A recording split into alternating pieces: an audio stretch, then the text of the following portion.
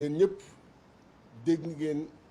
coow li ni mu tàmbalee ak li nga xam ni ñoom loolu la ñu commencé di wax parce que yéen a ngi dégg 82 la ñu am ñun ñu am 80 yeneen ak yeneen mais bi ñu fiy mujj def conférence de presse ci biir wax ji waxoon nañ leen ni ñoo ngi dégg ni am na ay corrections yu ñu bëgg def dans certains départements pour mën relever seeni taux ci département yooyu pour mën rattraper gap bi ci proportionnel bi parce que dama lay waxoon suñu estimation c'est 28 ci dans certains départements changer loolu parce que proportionnel qu'on changer loo jox changer dindi nga ko ci keneen et bi ñu demee tàmbali liggéey bi ba tey jii nii ñu continuer ko surtout tey dañoo intéressé wu ci bureau de vote yu bare gis ngeen ñu ni Podor ay 91 000 voix lañ fa am Matam ay 65 000 voix là où l'opposition ay miettes alors que yéen ñëpp suivre ngeen évolution politique bu Sénégal gis ngeen rien que Ousmane en 2019 dans ces zones là am na nga xam ne am na fa plus de 16% waxuma laa coalition bi intercoalition bi nga bëgg leen jox beaucoup moins que ça xam nga loolu mënul sax jàll ci xel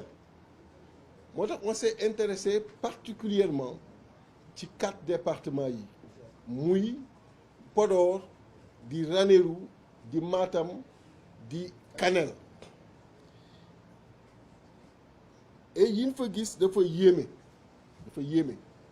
parce que ay écart yu extraordinaire nga fay gis da ngay gis ñu jox benn bureau de vote 250 jël wàllu 3 jox Yewwi Askan Wi 4 xam ngeen ni loolu mënul ne mais comme ñun li ñuy wax dañ koy bëgg toujours teg ci li nga xam ni suba daanu mën taxaw jàkkaarloo encore ak sénégalais yi mën leen kawan moo tax bi ñu duggee ci biir kees yi danoo jël bu nekk ñu relever irrégularité bi ban type la wax également ban bureau de vote la ban lieu de vote la ak ban commune la d'ailleurs benn instant sax bëggoon nañu photo ko mais ci lañu président bu commission nationale bi ni photo mënu ko mënul permettre photographie mënul permettre photocopie et que à la limite on peut consulter comme on veut def suñuy remarque mais du ko mën a permettre et li ma ko tontu ci loolu mooy ce qu'on est en train de faire amul lu fi confidentiel c'est des documents publics déjà parce que ay PV la nga xam ni mi ngi ci bureau yi mi ngi ñu taf fépp amul lu fi confidentiel et que tey jii nii comme on est en travaux pour la régularité et la transparence des élections war nañu mën permettre yii ñu gis Sénégalais yi gisandoo ko ak ñun à travers des photocopies ou des photographies bu ko defee ñu mën ko wane et y a rien qui doit être caché à ce niveau-là et que bu fekkee ni il maintient sa décision à côté de sa décision qui partira au Conseil constitutionnel qu'il mette mon observation qui est qu'on est contre sa décision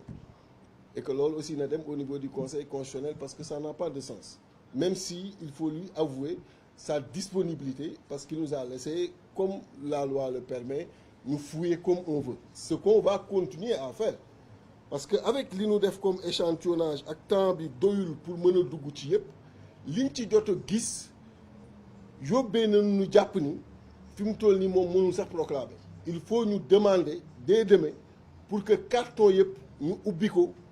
dans ces 4 départements PV par PV de bureau de vote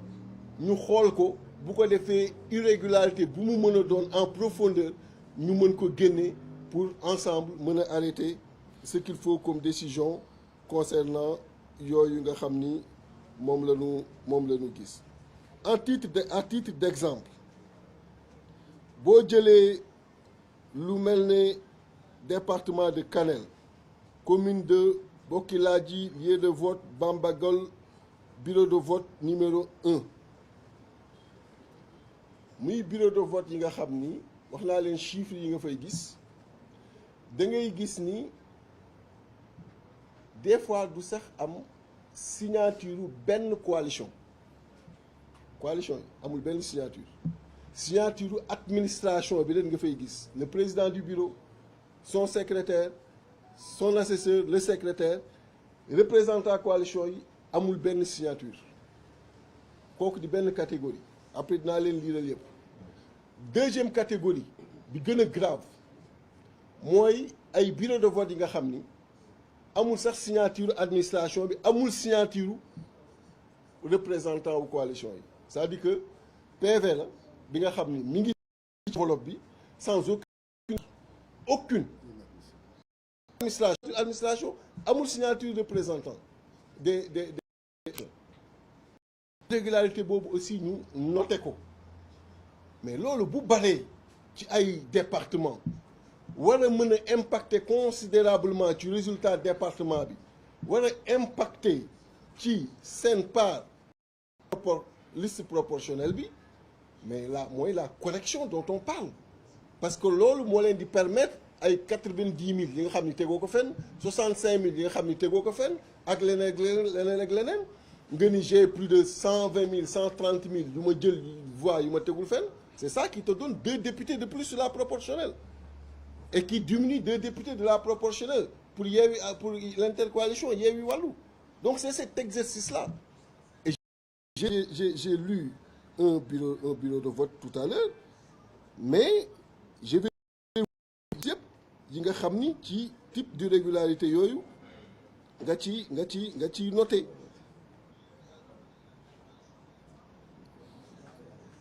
boo ñëwee ci Alana bureau de vote 1 département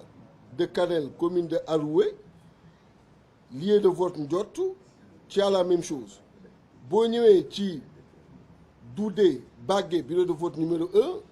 tu as ces irrégularités boo ñëwee ci commune de Aroué lieu de vote Lougoubal bureau de vote numéro 1 tu as également ces types d'irrégularités nga ñëw ci si on prend Podor commune de Walalde lieu de vote Walalde bureau de vote numéro 6 tu as ces irrégularités nga ñëw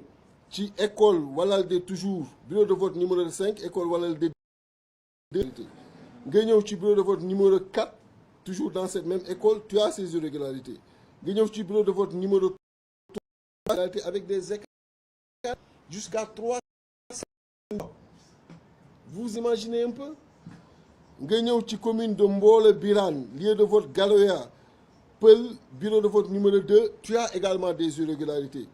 nga ñëw ci bureau de vote numéro 3 dans le même lieu de vote tu as également ces irrégularités bureau de vote numéro 2 tu as également ces irrégularités ainsi de suite le bureau à tout couleur également ces irrégularités commune de Tilamol Diabanabé tu as également ces irrégularités commune Mbolo Birane lieu de vote Tilouki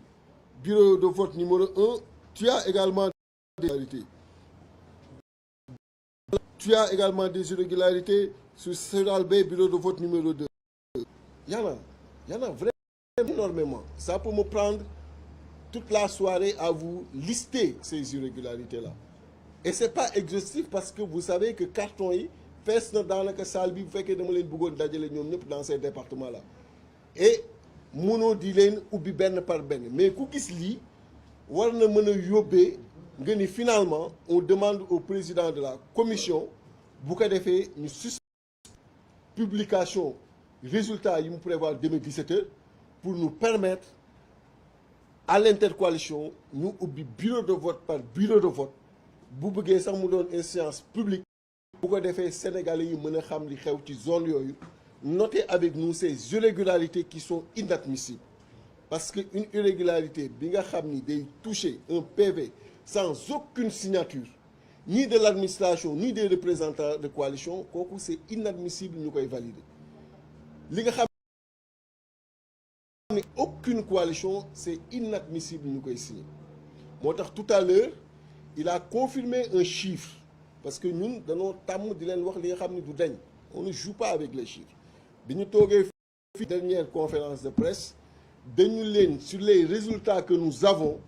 au moment où on vous parle ci 5 là où eux ils sont à 57 c'est ce que je vous avais dit ici bi ñuy quitté bi mu def ci ku nekk département ya nga gagné ak la nga fa jël il a confié que Yewwi à 39 et Wallu à 16, ça fait exactement pour l'intercoalition 55. Vous voyez que ce chiffre-là est bougé. Et c'est à partir de ce chiffre et des projections, sont ces 28-là à partir de Podor, de Matam, de Kanel, de Ranérou, avec ces scores qu'ils ont sortis. Ce PV, c'est à travers ces 4 départements qu'ils sont en train de faire la correction. Parce que le chiffre ils donnent un nombre de députés sur la proportionnelle qu'ils vont s'attribuer pour nous les arracher. Ces députés-là. C'est ça. Montard, comme noté dans les irrégularités, ce sont ces irrégularités qui font qu'à Podor, il y a 91 000, qui font qu'à Matam, il y a 65 000. Est-ce qu'il y a lieu de proclamer ku nekk ci proportionnel bi ñaata nga am moo tax bi ñu demee ba foofu ñu ni que mënu koo wax léegi proportionnel tu nous as sur parce qu'on ne badine pas avec les et la profondeur de ces irrégularités était en profondeur sur la répartition nationale bi et voilà mais demain inchallah on va demander que ñu ubbi carton yëpp ubbi bureau de vote yëpp bu ko defee jël temps chaque bureau de vote public taxaw si ku nekk gis la nga ca gis luñ ciy valider avant que muy dem au niveau du conseil constitutionnel parce que ñoom ils ont la supprimer des bureaux de vote mais la possibilité de supprimer un scrutin dans un département ou bien de reprendre le vote c'est de la compétence du Conseil constitutionnel. Donc voilà en résumé li nga xam ni moom lañ fa liggéey ak lañ fa gis lan fa wax ak li nga xam ni moom lañ fa nar a continuer parce que Sénégalais yi mën ñu mobiliser voter pour ñun ba pare par d'autres voies tey jii Macky Sall bëgg récupérer d'autant plus que boo defee daw ñoom ñu génne ko boo defee on est devant Benno Bokk Yaakaar yi ñuy dawal ñoom ci seen yi ñuy dawal attribué wu 82 jox en absolu